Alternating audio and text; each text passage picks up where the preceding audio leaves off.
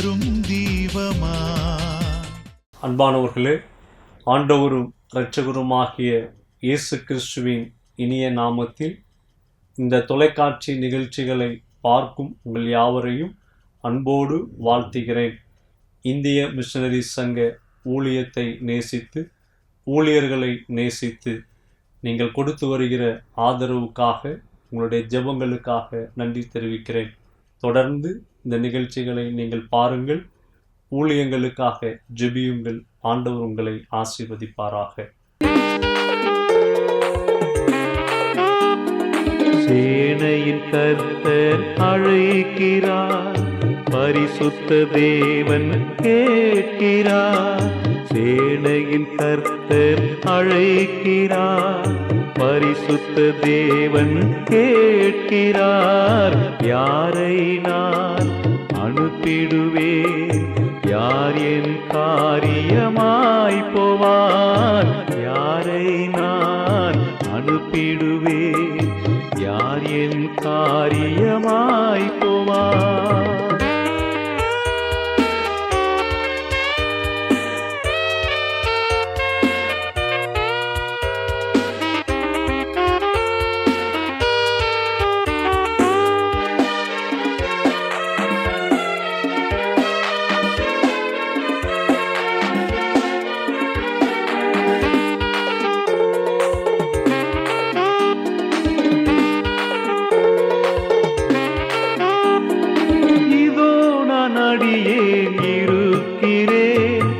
என்னை அனுப்பும் என்று சொல்ல, இதோ நான் அடியேன் இருக்கிறேன்.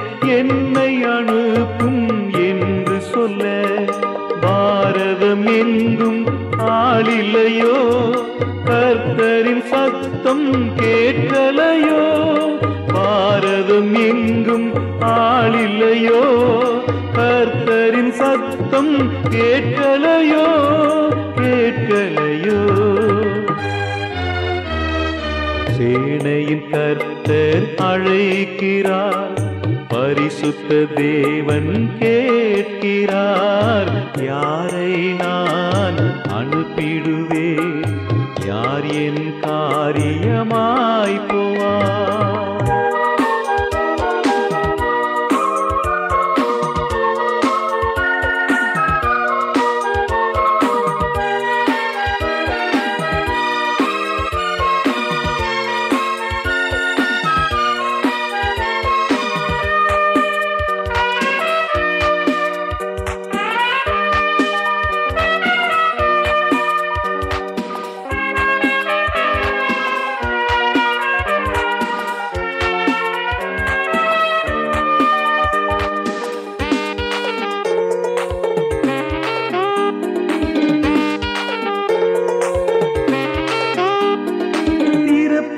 வாசலில் நின்றிடவும், சுவரை அடைக்கவும் ஆட்கள் இல்லை.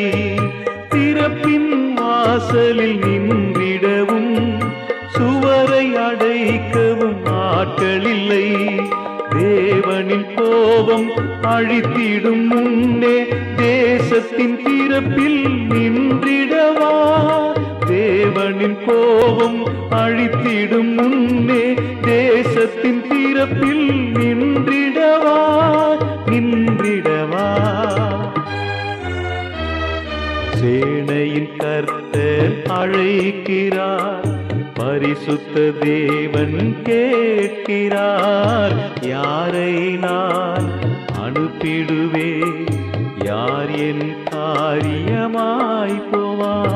இந்திய மிஷனரி சங்கம் வெள்ளாளன் வழியில் பிறந்த பேராய வேதநாயகம் சாமுவேல் அசரியா அவர்களால் 1903 ஆண்டு பிப்ரவரி மாதம் 12ஆம் நாள் ஆரம்பிக்கப்பட்டது. இந்திய தேசத்தின் 26 மாநிலங்களிலும் 2 யூனியன் பிரதேசங்களிலும் நாம் சுவிசேஷ பணியினை நிறைவேற்றி வருகிறோம். இந்திய மிஷனரி சங்கத்தில் 1204 பேர் மிஷனரிகளாகவும் 445 பேர் உதவியாளர்களாக பள்ளி, விடுதி மற்றும் சமுதாய பணிகளிலும் 172 பேர் அலுவலகம் மற்றும் அபிவிருத்தி பணிகளிலும் ஈடுபட்டு வருகின்றனர். இந்திய தேசத்தின் 284 மாவட்டங்களில் உள்ள 56,650 கிராமங்களை நாம் சுவிசேஷத்தால் சந்தித்து வருகிறோம். ஆண்டவரை ஏற்றுக்கொண்ட முதல் தலைமுறை விசுவாசிகள் 452 இடங்களில் ஆலயங்களிலும் 11,063 இடங்களில் வீடுகளிலும் திறந்த வெளிகளிலும் கூடி தேவனை ஆராதித்து வருகின்றனர். கோயா மொழியில் ஒடியா எழுத்துக்களை கொண்டு வேதாகமத்தை மொழிபெயர்த்து வருகிறோம். புதிய ஏற்பாட்டுடன் சங்கீதம் மற்றும் நீதிமொழிகள் கோயா மொழியில் உள்ள 2 பேச்சு வழக்குகளிலும் மொழிபெயர்க்கப்பட்டு எழுத்து மற்றும் ஆடியோ வடிவில் வெளியிடப்பட்டுள்ளது. பழைய ஏற்பாட்டில் மோசையின் 5 ஆகமங்கள் மொழிபெயர்க்கப்பட்டுள்ளது. மற்ற பகுதிகளில் மொழிபெயர்ப்பு பணிகளுக்காக ஜெபியுங்கள். அடிப்படை வசதிகளற்ற நிலையில் வாழும் ஆதிவாசி பிள்ளைகளுக்காக 32 இடங்களில் நாம் நடத்தி வரும் விடுதிகளில் 2232 பிள்ளைகளும், 63 இடங்களில் நாம் நடத்தி வரும் பகல் நேர பராமரிப்பு மையங்களில் 2377 பேரும் பராமரிக்கப்பட்டு வருகின்றனர். நம் விடுதி பிள்ளைகள் 24 பேரை இன்ஜினியரிங், நர்சிங் மற்றும் கலை அறிவியல் போன்ற உயர்கல்வி படிப்பதற்கு உதவி செய்து வருகின்றோம். கல்விக்கான வாய்ப்புகளற்ற நிலையில் வாழும் பிள்ளைகளுக்கென நாம் நடத்தி வரும் 7 பள்ளிக்கூடங்களில் 4102 பிள்ளைகள் கல்வி பயின்று வருகின்றனர். 3 இடங்களில் மருத்துவ மையங்களையும் 2 மருத்துவமனைகளையும் நடத்தி சிகிச்சையோடு தேவன் அருளும் விடுதலையையும் கொடுத்து வருகிறோம். தையல் பயிற்சி மையங்கள் 77 இடங்களிலும், கம்ப்யூட்டர் பயிற்சி மையங்கள் 7 இடங்களிலும் நாம் நடத்தி வருகிறோம். பார்வையற்றோருக்கான விடுதி ஒன்றையும், ஏழை வயோதிப விதவைகளுக்கான நல உதவி மையம் ஒன்றையும் நாம் நடத்தி வருகிறோம். இப்பணிகளுக்காக ஜெபியுங்கள், உதவி செய்யுங்கள். ஒரு மிஷனரியை ஆதரிக்க மாதம் ரூபாய் 4000 தேவை. ஒரு ஆதிவாசி பிள்ளையை ஆதரிக்க மாதம் ரூபாய் 1000 தேவை. பகல் நேர பராமரிப்பு மைய குழந்தை ஒன்றை ஆதரிக்க மாதம் ரூபாய் 500 தேவை. கிராமம் ஒன்றிற்கு நற்செய்தி அறிவிக்க மாதம் ரூபாய் 500 தேவை. மிஷனரிகளின் மருத்துவ தேவையை சந்திக்க மாதம் ரூபாய் 300 தேவை. வாருங்கள், நாம் இணைந்து செயல்படுவோம். இந்திய தேசம் இயேசுவை அறிய செய்வோம்.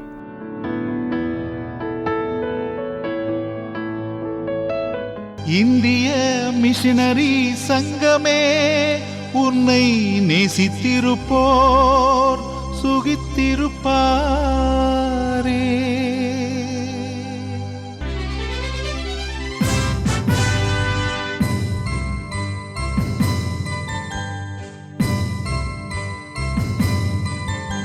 ஆண்டவரும் உலக இரட்சகருமாகிய இயேசு கிறிஸ்துவின் ஈடு இணையற்ற நாமத்திலே உங்கள் யாவரையும் இந்திய மிஷனரி சங்கத்தின் சார்பாக வாழ்த்துதலையும் வணக்கங்களையும் உரித்தாக்கிக் கொள்கிறேன்.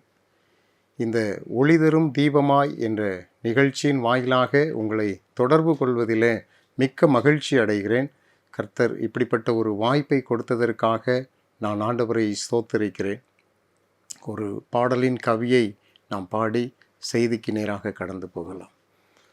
உம்மோடு எந்நாளும் உறவாட அருள் செய்யுமே கர்த்தாவே, உம் வார்த்தையை கேட்டிட காத்திருப்பேனே.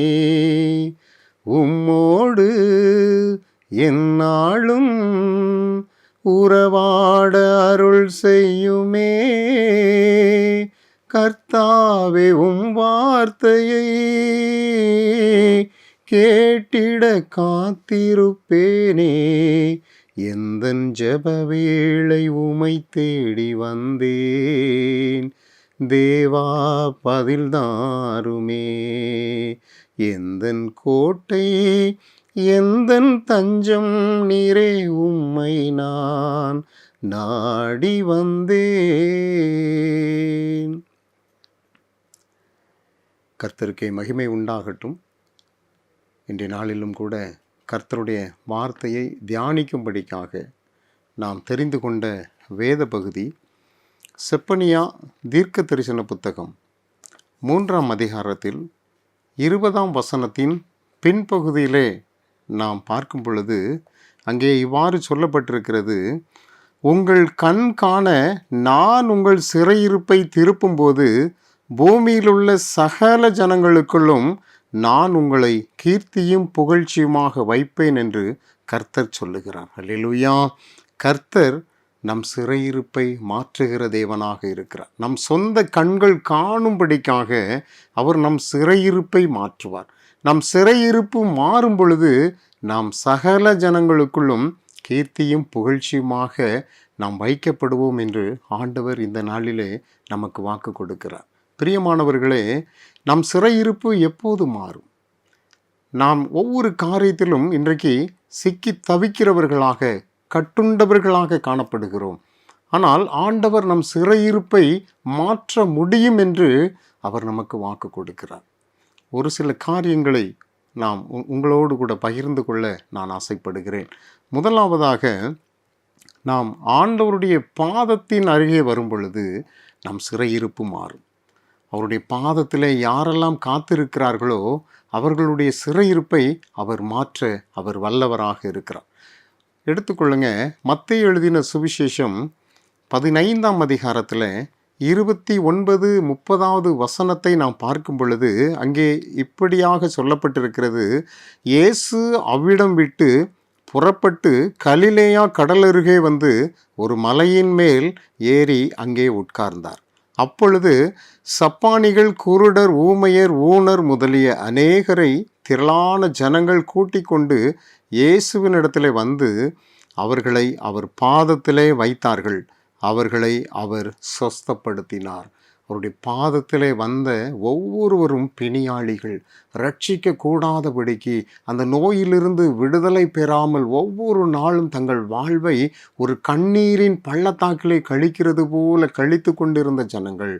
ஆனால் கர்த்தருடைய சமூகத்திலே ஆண்டவராகிய இயேசு கிறிஸ்துவின் பாதத்தின் அருகே அவர்கள் வந்த பொழுது ஆண்டவர் எப்படிப்பட்ட பிணியாக இருந்தாலும் அதை விடுதலை கொடுப்பதற்கு அவர் வல்லவராக, அவர் போதுமானவராக இருக்கிறார். பிரியமானவர்களே, சிறையிருப்பை மாற்றுகிற தேவன் அவருடைய பாதத்தில் வரும் பொழுது அது எப்படிப்பட்ட சிறையிருப்பாக இருக்கலாம், அதை மாற்ற முடியும். அவர் மாற்ற அவர் வல்லவராக, அவர் போதுமானவராக இருக்கிறார். இன்றைக்கு இந்திய மிஷனரி சங்க ஊழியங்கள் இன்றைக்கு எதை நோக்கி பயணித்து கொண்டிருக்கிறது?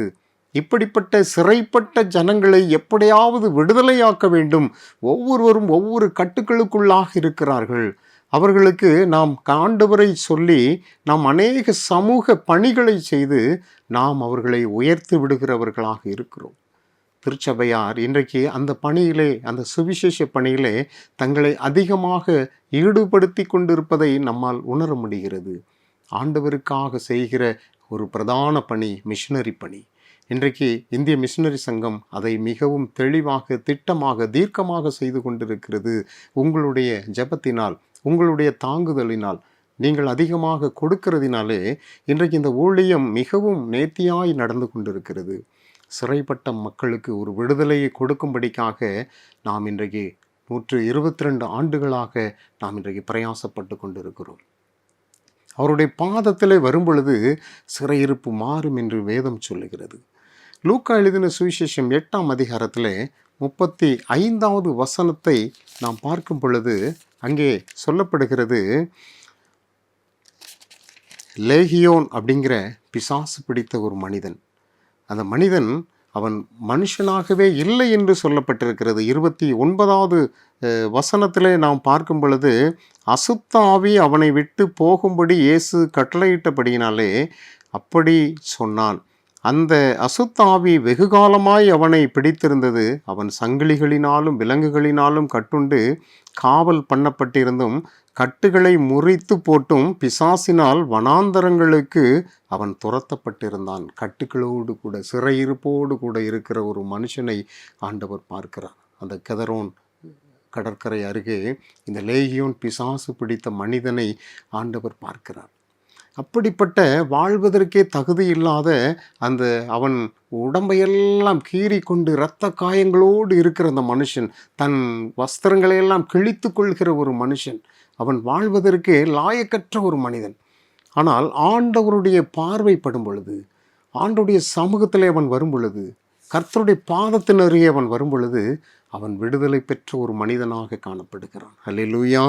35ஆம் வசனம் 8:35 சொல்லப்படுகிறது, சம்பவித்ததை பார்க்கும்படி ஜனங்கள் புறப்பட்டு இயேசுவினிடத்தில் வந்து, பிசாசுகள் விட்டு போன மனுஷன் வஸ்திரம் தரித்து இயேசுவின் பாதத்தருகே உட்கார்ந்து புத்தி தெளிந்திருக்கிறதை கண்டு பயந்தார்கள்.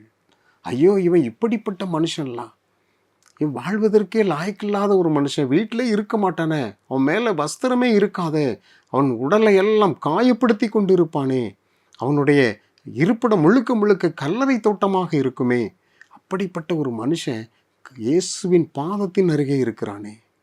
பயங்கரமான சிறையிருப்பில் இருந்த மனுஷன், பயங்கரமான கட்டுகளோடு இருந்த மனுஷன், லேகியோன் அப்படிங்கிற எண்ணற்ற பிசாசுகளை பிடித்திருந்த அப்படிப்பட்ட ஒரு பாடுகள் நிறைந்த ஒரு மனுஷன் இயேசுவின் பாதத்தின் அருகே அமைதியாக, தாழ்மையாக, நாகரிகமாக இருந்து அவன் ஆண்டவரோடு ஐக்கியப்பட்டு கொண்டிருக்கிறானே, சுவிசேஷ பணியில் தன்னை அர்ப்பணித்து கொண்டிருக்கிறானே என்று அந்த ஜனங்கள் பார்த்து ஆச்சரியப்பட்டு பயந்தார்கள். ஐயோ, எவ்வளவு பெரிய அதிசயம் நடந்து கொண்டிருக்கிறது என்று. அல்லேலூயா. பிரியமானவர்களே, கர்த்தருடைய பாதத்திலே வரும் பொழுது நிச்சயமாக விடுதலை உண்டு. சிறையிருப்பு மாறும். சிறையிருப்பு மாறும் பொழுது உங்கள் கண்கள் காண நிச்சயமாக கீர்த்தியும் புகழ்ச்சியுமாக நான் என்ன செய்வேன், உங்களை அநேகருக்கு முன்பாக வைப்பேன் என்று ஆண்டவர் வாக்கு கொடுக்கிறார். அதே போல் லூக்கா எழுதின சுவிசேஷம் 17ஆம் அதிகாரத்தில் 15ஆம் வசனத்தை நாம் அங்கே வாசிக்கும் பொழுது, அங்கே 10 தொழுநோயாளிகள், தொழுநோயினால் பாதிக்கப்பட்ட அந்த மனிதர்கள் ஆண்டவராக இயேசு கிறிஸ்துவின் அருகிலே வரக்கூட துணியாமல் தொலைவிலே நின்று சத்தம் எடுக்கிறார்கள். இயேசுவே, எங்களுக்கு உதவி செய், எங்கள் பிணிகள் எங்களை விட்டு விலகி போகட்டும், எங்களுக்கு ஒரு மறுவாழ்வை கொடுங்க, எங்களுக்கு ஒரு விடுதலையான வாழ்வை கொடுங்க, எங்கள் சிறையிருப்பு மாறட்டும், நாங்கள் ஜனங்களுக்குள்ளாக சேரக்கூடாத ஒரு சூழ்நிலையில் இருக்கிறோம், ஜனங்கள் எங்களை விரட்டி அடிக்கிறார்கள் என்று பலவிதமான அங்கலாய்ப்புகளோடு வாழ்ந்த அந்த 10 குஷ்டரோகிகளில் 9 பேர் குணம் பெற்றார்கள். 10 பேரும் குணம் பெற்றாங்க, 9 பேர் சரீர குணம் பெற்று அவர்கள் கடந்து போனார்கள். ஒருவன் மாத்திரம் ஆண்டவரை பிடித்து கொண்டவனாக கர்த்தருடைய பாதத்தின் அருகே அவன் ஓடி வருகிறான். 15ஆம் வசனம் சொல்லுகிறது, அவர்களில் ஒருவன் தான் ஆரோக்கியமானதை கண்டு திரும்பி வந்து உரத்த சத்தத்தோட தேவனை மகிமைப்படுத்தி அவருடைய பாதத்தருகே முகங்குப்புற விழுந்து அவருக்கு ஸ்தோத்திரம் செலுத்தினான். அவன் சமாரியனாய் இருந்தான் என்று சொல்லப்பட்டிருக்கிறது. பிரியமானவர்களே, அந்த சுகம் பெற்ற அந்த மனுஷன் சரீர சுகம் மாத்திரம் போதாது, எனக்கு ஆண்டவரும் தேவை என்று சொல்லி அவருடைய பாதத்தருகே வந்தான்.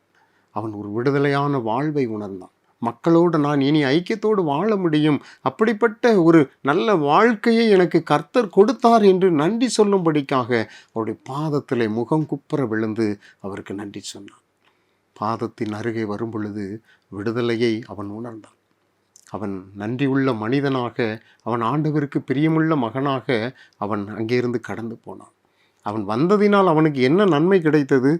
ஆண்டவருடைய சமூகத்தில் அவன் வந்த பொழுது ஆண்டவராகிய இயேசு கிறிஸ்து சொல்லுகிறார் 19ஆவது வசனத்தில், அவனை நோக்கி, நீ எழுந்து போ, உன் விசுவாசம் உன்னை ரட்சித்தது என்றார். அல்லேலூயா. அவன் ரட்சிப்பை பெற்றுக்கொண்டான்.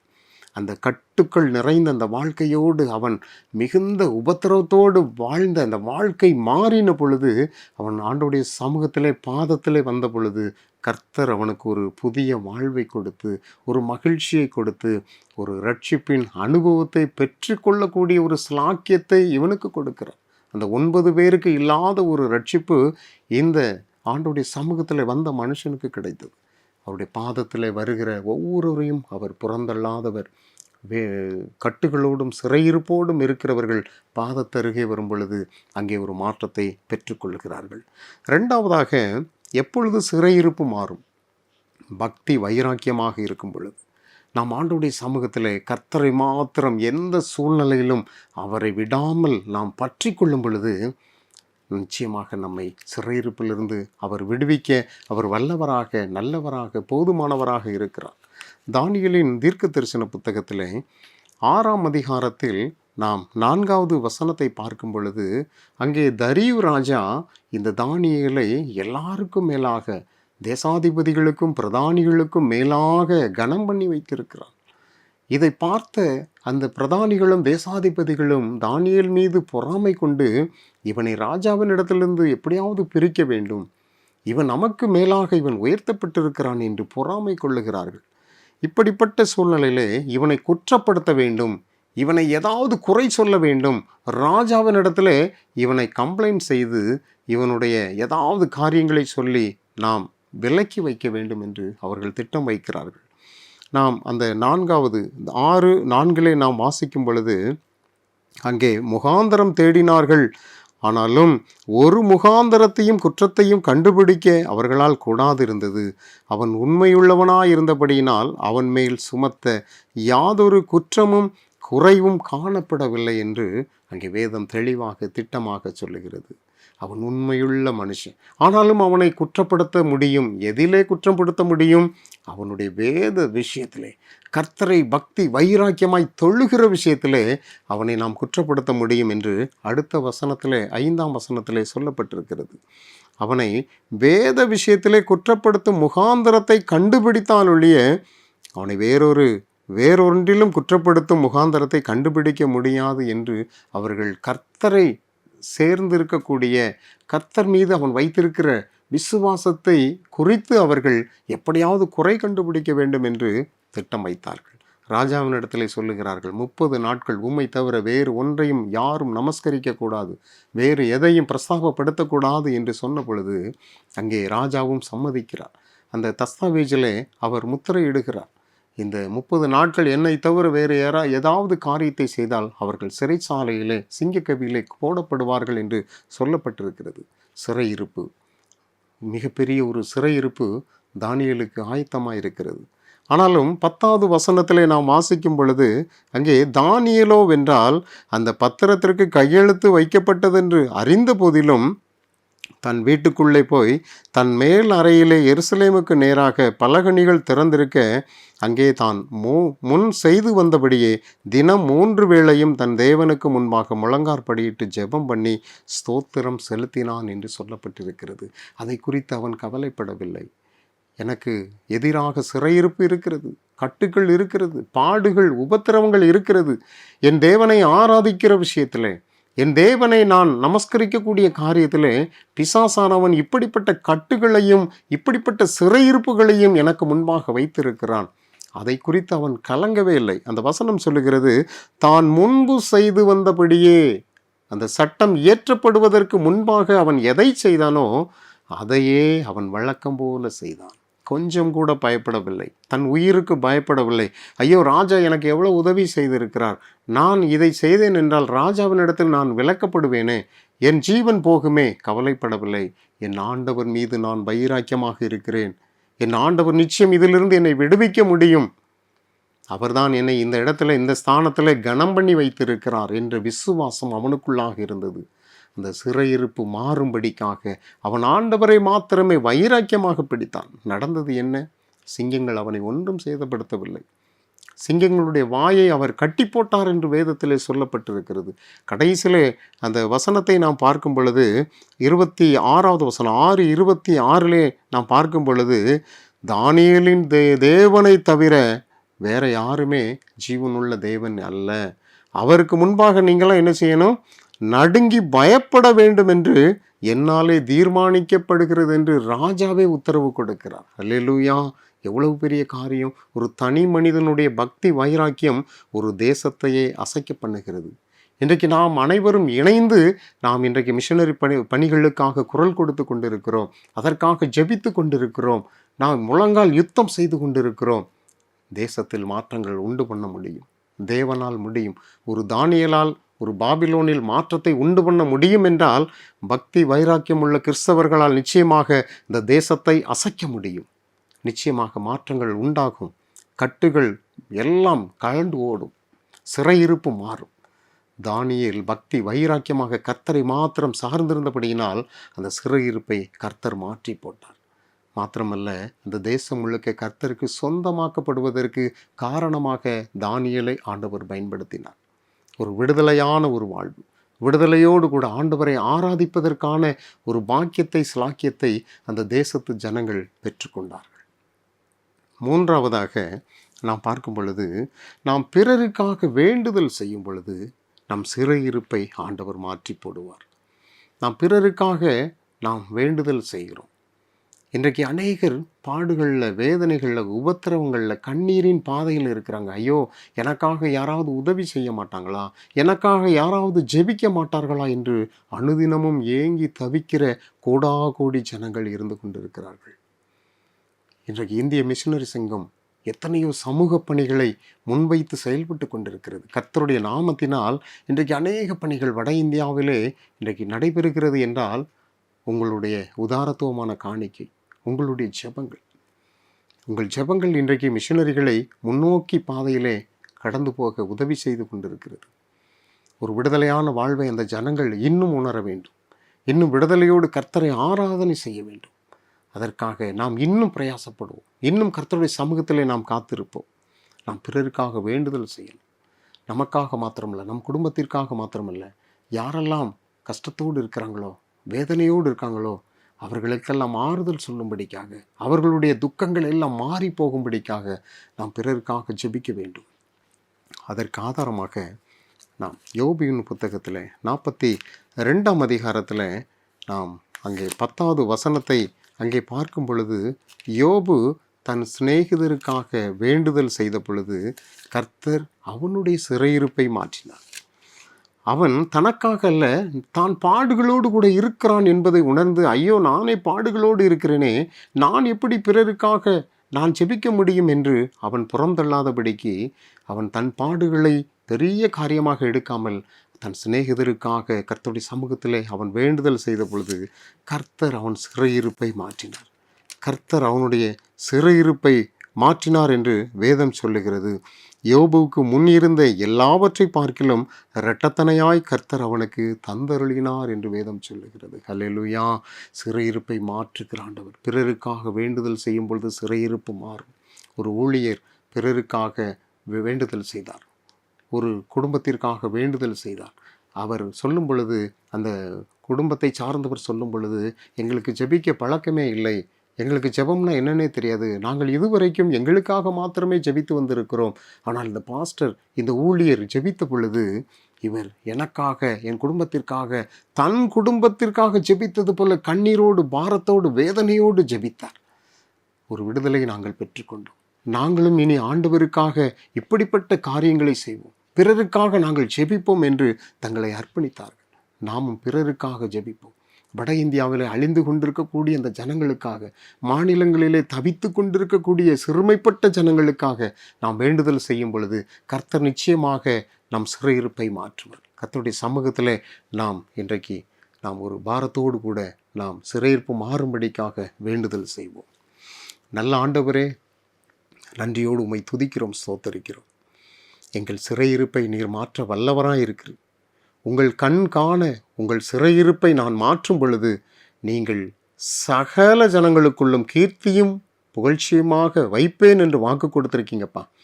நாங்கள் பிறருக்காக வேண்டுதல் செய்யும் பொழுது, நாங்கள் பக்தி வைராக்கியமாக இருக்கும் பொழுது, நாங்கள் உமது சமூகத்திலே பாதத்திலே காத்திருக்கும் பொழுது எங்கள் சிறையிருப்பை மாற்ற முடியும் என்று நாங்கள் விசுவாசிக்கிறோம். அப்படிப்பட்ட கிருபைகளை நீர் எங்களுக்கு தந்து வழிநடத்தும்படிக்காக இந்திய மிஷனரி சங்கத்தை இன்னும் அநேக பணிகளிலே முன்னேற்ற பாதையில் நீர் அழைத்து செல்லும்படிக்காக, சிறைப்பட்ட ஜனங்களுக்கு ஒரு நல்ல ஒரு விடுதலையை நீர் தரும்படிக்காக ஜெபிக்கிறோம்.